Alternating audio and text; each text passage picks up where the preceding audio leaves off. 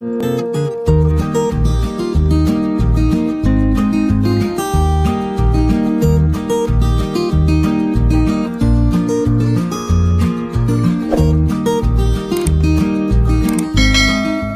Viewers, welcome to PP spicy kitchen. আজ আমি করব 3 রকমের শাক ভাজা। আমি যে 3 রকম শাক নিয়েছি তা হলো কলমি, সজনে এবং হিঞ্চে শাক। কলমি শাক লিভার ভালো রাখতে, হার্ট অ্যাটাকের ঝুঁকি কমাতে, দৃষ্টিশক্তি বাড়াতে এবং শরীরে রোগ প্রতিরোধ ক্ষমতা বৃদ্ধির সঙ্গে সঙ্গে ক্যান্সারের ঝুঁকি কমাতে সাহায্য করে। সজনে পাতা অন্ধত্ব এবং রক্তাল্পতা দূর করতে সাহায্য করে। আর হিঞ্চে শাক নিয়মিত খেলে রক্তে হিমোগ্লোবিনের পরিমাণ বৃদ্ধি পায়। তো এই 3 রকম শাক কেটে ধুয়ে নিয়েছি।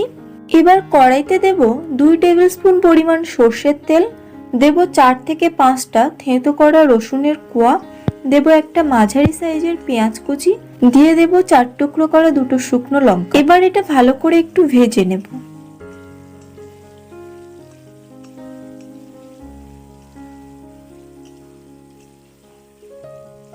এর মধ্যে দেব হাফ টেবিল স্পুন হলুদ গুঁড়ো,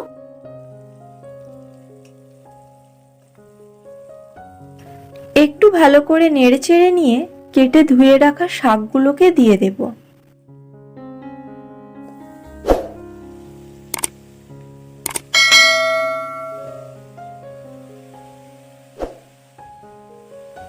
এবার শাকের উপর থেকে পরিমাণ মতো হলুদ দিয়ে শাকটাকে ঢাকা দিয়ে দেব।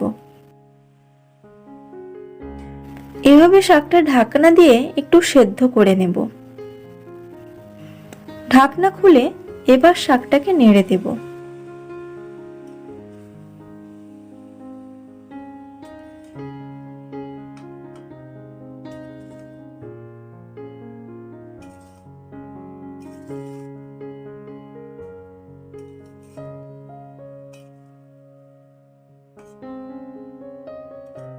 এরকম ভাবে নেড়ে চেড়ে নিয়ে আবারও একটু ঢাকনা দিয়ে দেব শাকটা সেদ্ধ হওয়ার জন্য।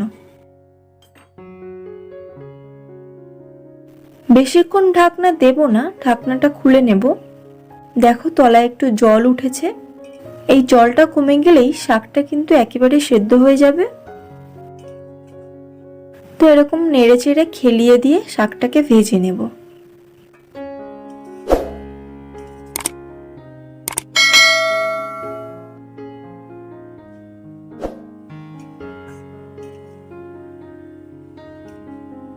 শাকটাকে এরকম নেড়ে চেড়ে ভেজে নিয়েছি, এবার তুলে নেব।